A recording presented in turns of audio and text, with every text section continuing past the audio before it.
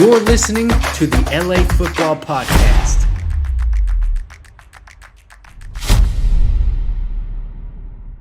What's going on, Los Angeles USC Trojans fans? This is your Trojan Huddle on the LA Football Show right here on the LA Football Network, live coming at you on radio on AM the Mightier 1090 ESPN Radio. Excited to be back with you on this beautiful Friday as the Trojans kick off mere hours from now. Hour and a half, especially 6:30 on this fine Friday evening right here at the Coliseum. I will be in attendance right after we jump off here. I will be in the press box at the Coliseum. So can't wait to bring this game to you, but we are going to preview it first quickly with my man, the Madman Jamal Madney. What's up, brother? Happy Friday to you.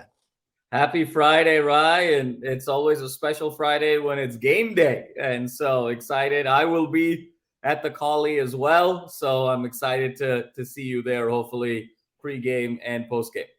Yeah, it's nice for us since we cover and talk about both teams when the games are kind of split up, because last week SC and UCLA both played exactly at 7:30. So I was in the press box watching the SC game and also watching the UCLA game on my laptop. I probably looked very odd to all the SC media around me, but this one's nice. We get the SC game on Friday and then we get the UCLA game on Saturday, so can catch them both. Want to mention to everyone, we have started a new mini series called the Victory Bell Selection Show. It's with myself, Jamal, Will Decker, who does our Bruin Bible podcast, Alfred Rowe, former USC Trojan player back in the, I think he was there 06 to 10, I believe. And then also Phil Robinson, who's our does Salute to Troy with Phil and also one of our USC beat writers. So it's a really fun show. We just did episode 2 that is out now. Episode 1, we talk about kind of the history of the game, the great moments. Episode 2, we just talked about how each of these teams got to where they are right now, both sitting at 8-1 heading into this weekend. Episode 3 next week, we'll really look at matchups of the game specifically since it's the week of. And then episode 4 will culminate to a live show at the Rose Bowl for our LAFB tailgate. So Jamal, it's been fun. I feel like we're recording every day now, which is great. No, it's been really fun, Ryan. And just, again, it's such a special time in the city. Just one more hurdle for each of these teams to potentially each be 9-1 going into that Victory Bell game with an opportunity to get into the driver's seat for a Pac-12 title game berth and most likely a game against Oregon December 2nd at Allegiant Stadium in Las Vegas. So every 17 years, I've mentioned it, there's always a special SC-UCLA football game. 88 was Rodney Peete and Troy Aikman. Both teams were in the top 10. 05, the great Leinart Bush teams against an 8-1 UCLA team with Maurice Jones-Drew, both in the top 10. And now here we are in 2022, exactly 17 years later, both teams vying for so much at stake in terms of so much hardware on the line, both individually and collectively. So it's been a ball to do this with you and the team, Ryan, and just the depth of knowledge across both schools has been really evident on this show, and it's been really fun. Ryan, we've actually been a little too polite the first 2 episodes. I have a feeling things are going to change a little bit episode 3 once it becomes to be to game week and all the pageantry surrounding the game and the taping up of each mascot and conquest and the Bruin bonfire and all of those things. When they start happening, then the gloves go down and the combat comes on. So see, I think episode 3 will have a little bit of that, but I think when it really will come out when we're all in person at the tailgate before the game. That's where everyone will really it'll be a lot of fun and we'll jab a lot more, especially it's just easier than when you're virtual. Cause if people try to talk over each other virtual, no one can hear, where in person we can really go back and forth and I'll have to truly play host and keep you guys apart. So it's gonna be fun. So that is called the Victory Bell Selection Show. It's up on LAFBnetwork.com. You can find it on either YouTube channel, LAFB USC or LAFB UCLA, and also wherever you get your podcasts. So Victory Bell Selection Show, check that out. One other announcement before we get into it. We are doing a giveaway. We've been doing it now for about a week. We will choose the winner at the game on the 19th, but we have a USC Trojans full-size helmet signed by Marcus Allen and Ronnie Lott. Pretty impressive.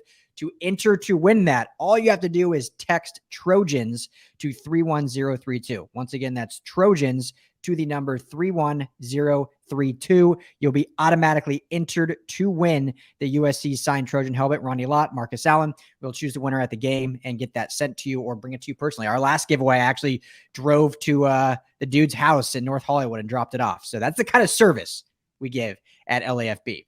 And finally, last thing, show is always brought to you by our friends at BetOnline. Head to betonline.ag today. Use the promo code BELIEVE. That's BLEAV. Get a 50% welcome bonus on your first deposit. Jamal, you know off the top of your head, the line in this USC Colorado game? It's got to be like 22 or more. Ryan, I believe it's 34. Minus 34 USC. Yeah. Woo. All right. So you can go to BetOnline if you think USC is going to win by that much, which they should win by that much, Jamal, which we're going to get into. But I know the line against Cal was big and they won by 6. So depending what you want to do, BetOnline, promo code BELIEVE. Tell them the guys at the LA Football Network sent you. So that being said, 34-point favorites over the Colorado Buffaloes, who obviously are one of the bottom dwelling programs in Power 5 right now after firing Carl Durrell. We were actually at the UCLA Colorado game in Boulder, so we got to see them in person, and now we get to see them in person again just in Los Angeles. What's your initial, let's say, concerns, I guess? We'll start with that. Start negative and we'll end positive. What's your initial concerns heading into this game, Jamal? For this game, none. So, if I'm being completely honest, Ryan, I think the key here is USC getting the opportunity to be healthy more so leading into that UCLA game. To be perfectly frank, it's been such a difficult year for Colorado. 1-8. They were able to win that great game against Cal at home, really galvanize the fan base, sellout crowd.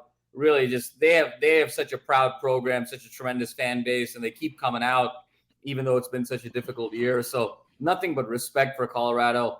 But it's been a struggle this year at 1-8. And so for USC, this is a glorified scrimmage, essentially getting ready for the Victory Bell game. And I think the key elements here are we're expecting to see Jordan Addison tonight.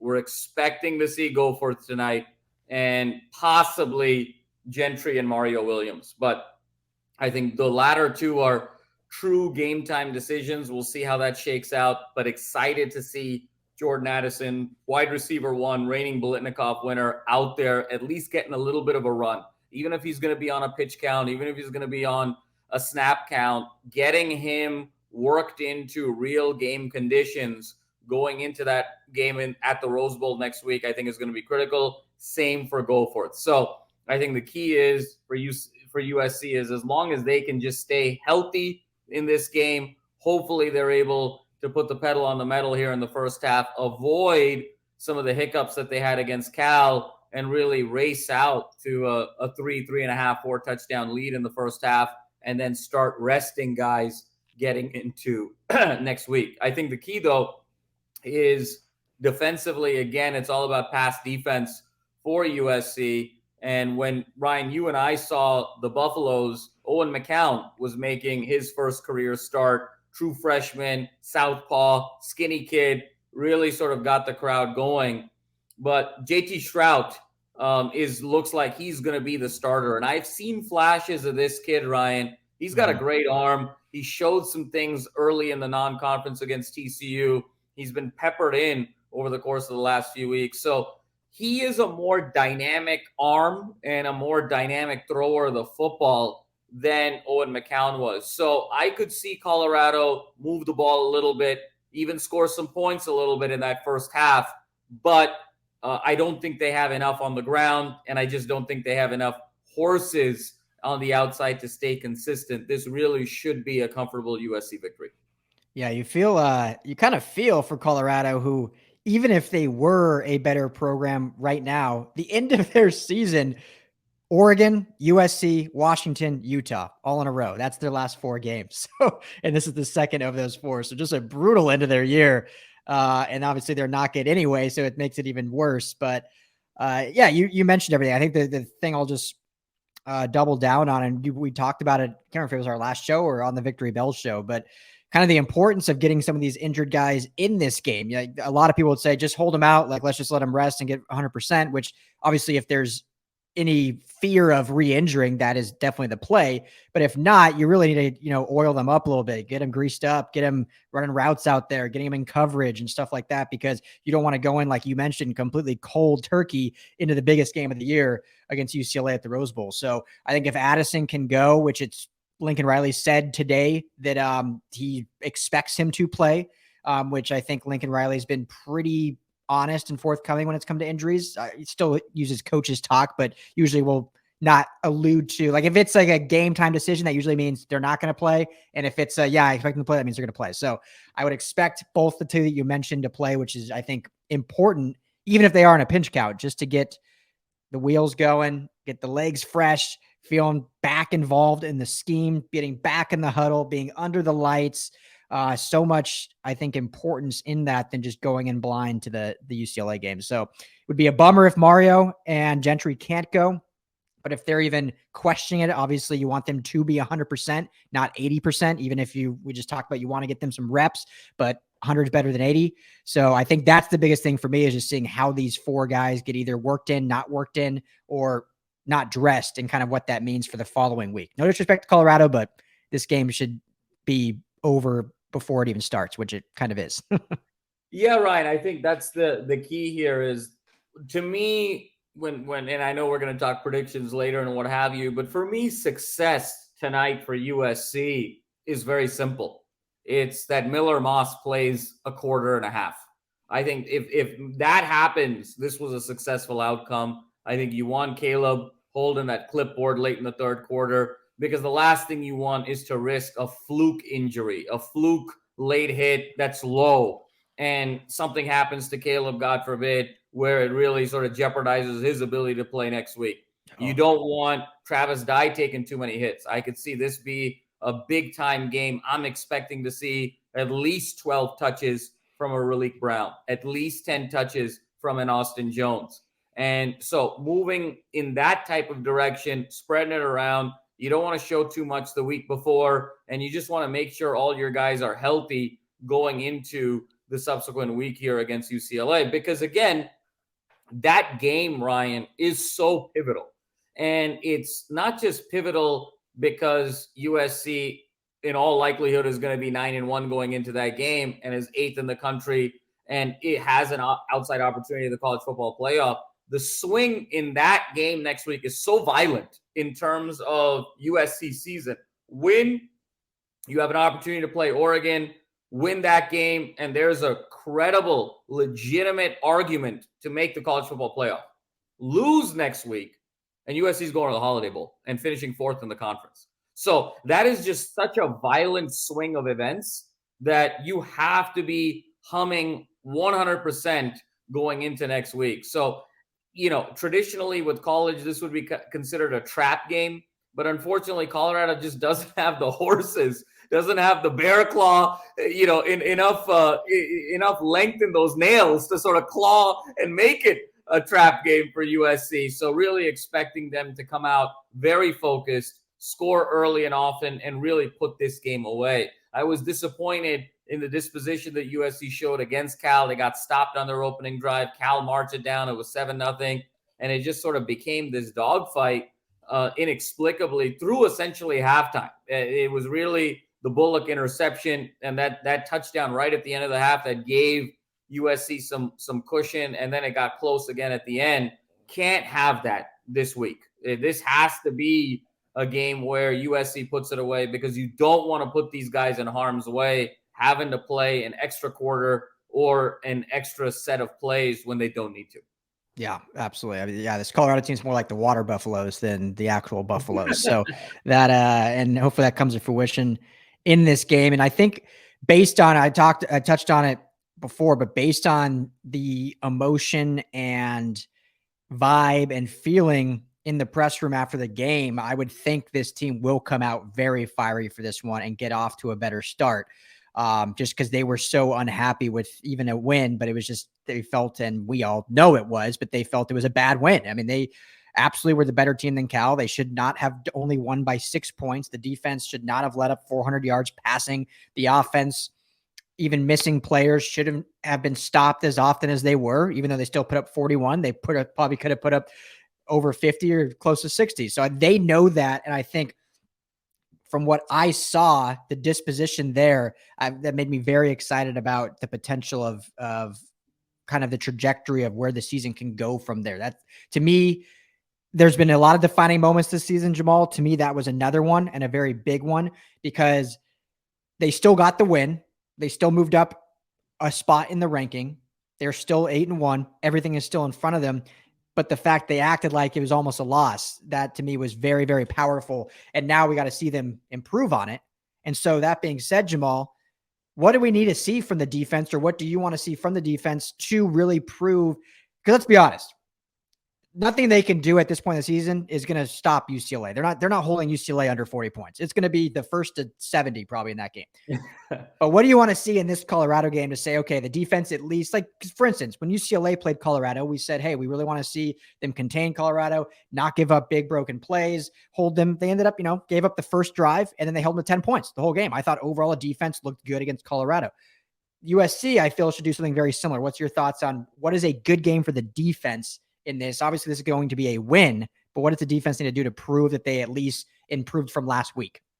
Ryan, I think that's a great question, and really the $1 million, the $10 million, the $100 million question in the case of Lincoln Riley.